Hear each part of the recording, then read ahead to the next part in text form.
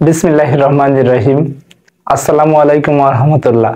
প্রিয় শিক্ষার্থীরা, welcome to মুমিনুরস teaching home. প্রিয় শিক্ষার্থীরা, এই ভিডিওটির মাধ্যমে তোমাদের নবম শ্রেণীর বিজ্ঞান বইয়ের অধ্যায় ৩ আধুনিক পদার্থবিজ্ঞান এই অধ্যায়ের ৩.১ বাকি অংশটুকু আলোচনা করা হবে। পূর্বে ভিডিওটি যারা না দেখে আসো সেই ভিডিওটি দেখে আসতে পারো, তাহলে তোমাদের আলোচনাটা বুঝতে সুবিধা হবে।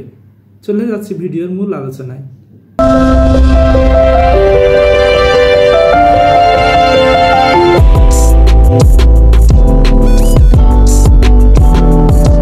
বিজ্ঞানী ম্যাক্স প্লাঙ্ক গত ভিডিওয়ে বলেছিলেন যে আলোকে তিনি বিচ্ছিন্ন না ধরে তিনি একটি অংশ ধরেছেন, এবং আলোর যে এক মাধ্যম থেকে আরেক মাধ্যমে যায় বা এক থেকে এক জায়গা থেকে আরেক জায়গায় আলো যায়, সেটা নিরবিচ্ছিন্নভাবে যায়। তিনি এটা বলেন কণার মাধ্যমে যায় আলোগুলো। অর্থাৎ আলোর অর্থ হচ্ছে বেশি সংখ্যক আলোর কণা যখন বেশি আলো হয়, আর যখন কম সংখ্যক আলোর কণা পড়ে তখন মৃদু আলো দেখায়।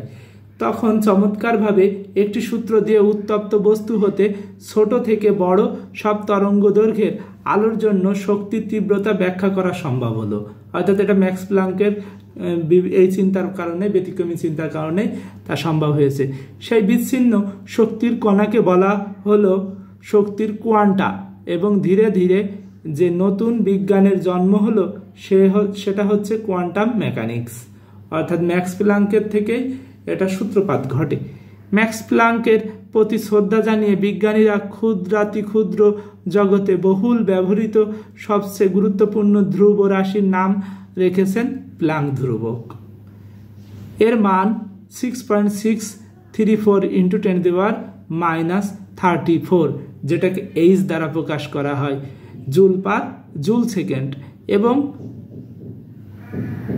একে প্রকাশ করা হয় এইচ দিয়ে, যেটা বলা হলো।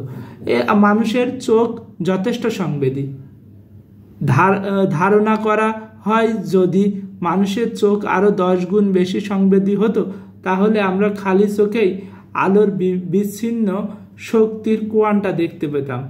অর্থাৎ আমাদের চোখ কেমন জিনিস মেমোরাইজ করতে পারে জানো? কোনো একটা বস্তু যদি আমাদের সামনে নিয়ে যাওয়া হয়, সেটা 99 সেকেন্ড এর মধ্যে আমাদের ব্রেন কল্পনা করতে পারে।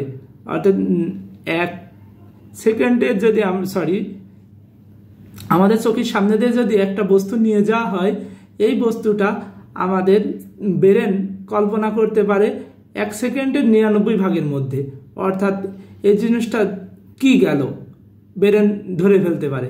কিন্তু এর চেয়ে যদি দ্রুত গতিতে নিয়ে যাওয়া হয়, তাহলে আমাদের মেমোরি সেটা কল্পনায় আর আনতে পারে না, বা আমাদের ব্রেন সেটা দেখতে পারে না বা ধরতে পারে না। কিন্তু আমাদের এই শক্তিটাকে যদি আরো 10 গুণ বাড়িয়ে দেওয়া হতো, তাহলে আমরা কোয়ান্টাম মেকানিক্সের বিভিন্ন জিনিস দেখতে পেতাম। অনুবীক্ষণিক যন্ত্রের মতো আমাদের চোখ অনেক কিছু দেখতে পেত, তাই বলছে। তাহলে আমরা খালি চোখেই আলোর বিচ্ছিন্ন শক্তির কোয়ান্টা দেখতে পেতাম। অর্থাৎ আলোর কণার মধ্যে যে ধুলোবালি শুধু দেখতাম না, কণাগুলো আমরা দেখতে পেতাম।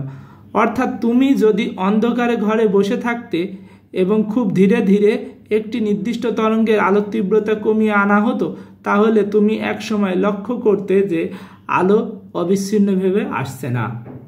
বিচ্ছিন্ন আলোর বিচ্ছুরণ বা কণা হিসেবে আসছে। এই কণাগুলো সব কয়টি বিচ্ছুরণের তীব্রতার সমান, তবে আলোর তীব্রতা যতই কমিয়ে আনা হতো, কণাগুলোর সংখ্যা ততই কমে আসতো। সেই জন্য সেটা কমভাবে ব্যাখ্যা করা যায় না। অর্থাৎ আলোর তীব্রতা বেশি রেখেই সেটা ব্যাখ্যা করা যায় সম্ভব, কারণ কণা কমে গেলে তো সেটা দেখা যাবেও কম। কিন্তু আমাদের চর্মচক্ষু এটা সহজে স্বাভাবিকভাবে দেখতে পায় না। এটা বিভিন্ন যন্ত্রের মাধ্যমে দেখা যায়, যে কোয়ান্টাম মেকানিক্সের যন্ত্রপাতির মাধ্যমে। প্রিয় শিক্ষার্থীরা, এই ভিডিওর আলোচনা এতটুকুই ছিল। তোমাদের সকলের জন্য শুভকামনা রইল। সবাই ভালো থাকো, সুস্থ থাকো, মন দিয়ে পড়াশোনা করো। আসসালামু আলাইকুম ওয়া রাহমাতুল্লাহি ওয়া বারাকাতুহু।